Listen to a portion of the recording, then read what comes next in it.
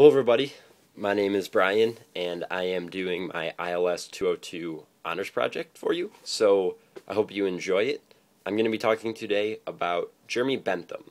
He is an English philosopher who lived from 1748 to 1832, and he's really well known for his being kind of the father of utilitarianism. That's what he's called a lot. And he's something that I'm going to be focusing on is his theory of hedonistic calculus, and the way he really incorporated math and calculus into philosophy. So for those of you who aren't familiar, utilitarian philosophy is really sort of the best thing to do, is the best action is the one that maximizes the greatest amount of happiness for the greatest amount of people. And the way Bentham would define happiness is the presence of pleasure or the absence of pain.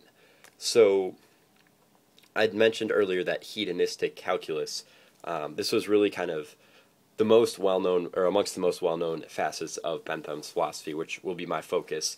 And that was the idea that you could really actually make a calculation about the philosophical and the happiness outcomes of a particular decision. So Bentham drew up this kind of theory, this kind of equation where you would measure the intensity of someone's happiness, the duration of the happiness, the certainty, whether or not you would actually be happy, the purity, etc., etc. So there were a bunch of different kind of qualifiers and categories, and you would come up with the result, and you would multiply it and divide it by the amount of people affected, things like that. And that was sort of, you could kind of compare the results of different decisions, and that would be the way you arrived at a moral decision. And I thought this was a really interesting thing as far as our course. So I kind of want to talk about Bentham as a scientific moralist, a social critic, and an enduring figure. So I'll start off with that scientific moralist, because I think it is interesting that he was able to so kind of enthusiastically incorporate math and science into a theory of philosophy, which is something that we're not really used to. But over the course of this class, we've seen actually a lot of scientific figures work on morality and use scientific reasoning or math or things like that to help understand human morality and decision making. So one thing to kind of bring up is the first thinker I'll kind of bring up is Thomas Hobbes, who actually we have not studied, but you may be familiar with him from his famous work, The Leviathan. He's a social contract theorist, a political theorist. And he was about 50 years before Bentham, and he sort of had this mechanical understanding of people and the way to predict the way humans behaved. And a lot of people kind of thought that Bentham was a continuation of Hobbesian political theory. And that sort of thinking dominated for a while, but really scholarship recently has kind of come away from that and sees Bentham as more of an original thinker, not reliant on Hobbes, and actually more reliant on people like Newton and Descartes and Bacon. So I'll kind of emphasize that. One thing that he really tried to do is incorporate solid reasoning and mathematical style reasoning into his theory. So not only is he using math as a way to get at the moral decision, but the way he arrives at that theory is very mathematical. And that reminds us of Descartes. Earlier in the course we learned about the cogito ergo sum, I think therefore I am, a famous Cartesian theory that really relied on mathematical reasoning to have a better understanding of divinity and of human reality. So I think that Bentham really kind of picks up on that in his articulation of utilitarian thought. I also think, I don't think I actually researched and found that Bentham cited Newton as an example, as an exemplar for his study and for his academic work. Observation, measurement, and experiment were all central to Bentham's understanding of the world and of morality.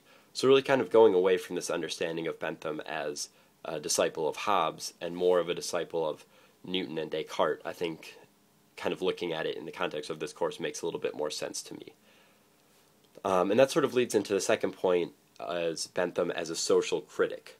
So Bentham's subject matter, unlike Newton, was people and societies, rather than Newton, who studied objects in motion, matter, physics, things like that. But they really both had this shared emphasis on outcomes. So Newton, one of his famous things, was studying the reactions of different forces colliding. And you see this in Bentham, where he's not necessarily focused on the original action, the morality of an action in a vacuum, but the way that somebody's actions have an outcome and make people either happy or sad. The consequences are really what allows us to determine the morality of any sort of behavior. And Bentham, instead of looking at physics or objects, he talked about a variety of topics, including economic models, the structure of parliament, prison reform, and the merits of various legal systems, common law versus other sorts of natural law, things like that. And one thing I kind of noticed is that Bentham actually spent a lot of time looking at the United States. And I think that's interesting because in hard science research, you can really kind of have a controlled experiment, something with a fresh slate. But you don't have the opportunity to do that when you're studying societies and cultures and legal system and things like that. So I think in the absence of that, Bentham really kind of looked at the United States as this new kind of test case for competing understandings of morality. And if you're familiar with the founding of the United States, you'll know that Americans really incorporated the teachings of Locke into their understanding of government, and that was a system that really put a lot of values on human rights and endowed rights and things like that.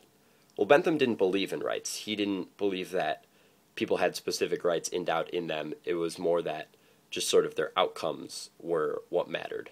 So in a lot of ways, he disagreed with some of the rationales behind the Declaration of Independence, for instance. He thought that Jefferson's reasoning was faulty because he relied on this rights theory that Locke was advocating for. However, Bentham really appreciated the United States model, the democratic model, as the way to best maximize happiness. So while he didn't agree with sort of the way we reasoned to it, he agreed with some of the outcomes. And Bentham actually engaged with some important American thinkers, Benjamin Franklin, Aaron Burr, Alexander Hamilton. These are all people that Bentham was in conversation with. And again, I think it's sort of going for that, how's it going over there, because that kind of test case, that experiment, because he couldn't necessarily set that up in a laboratory the way that Newton or Descartes or people like that could have who went before him. So I think just he really tried to inject himself into that American narrative. He'd actually give advice to different governors.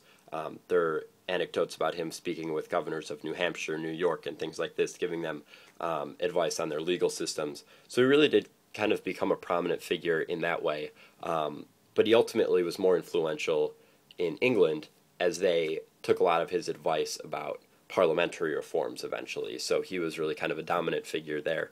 Never quite got that popular in the United States, but he was influential. The final thing I'll talk about is Bentham's status as an enduring figure and somebody who's still important today. Now, the first thing I'll kind of give is a strange example of this.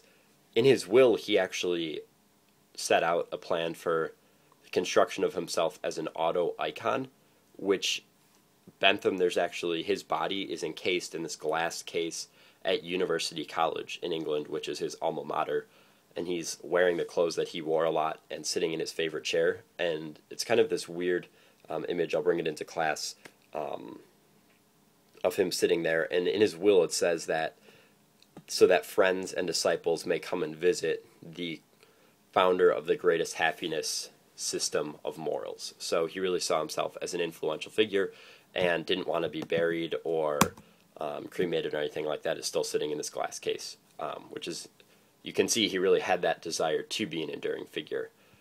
The other thing I'll mention is that the social sciences, we've studied this throughout the course of ILS 202, have really added this emphasis on statistical methods, whether it be incorporating bell curves or an understanding of incarceration numbers and things like that to capture morality. It is something that is pervasive today. And one thing that I kind of looked at just to see how prevalent Bentham's theories were on campus, the LaFollette School of Public Policy, our graduate school that sits on the top of Observatory Hill, actually requires statistics and calculus and things like that in order for you to be admitted into that school, where they study the policies and the society here in the United States and across the world. So it's not just looking at incarceration rates, but really kind of trying to get at the best thing for the best number of people. You do have rights and what's right and wrong, and the sense of duty that was in Kant, the sense of virtue that was more Aristotle, but you also do have this sense of results that Bentham really pushed philosophy towards, again, incorporating Newton, incorporating Descartes. So I think for those reasons, he provides an intriguing case study for the scientific persona, and I'd look forward to hearing your guys' feedback about some of the points that I brought up and some of the ways that you think Bentham still is an influential figure today. Thanks for your time. I look forward to discussing this again in the coming weeks.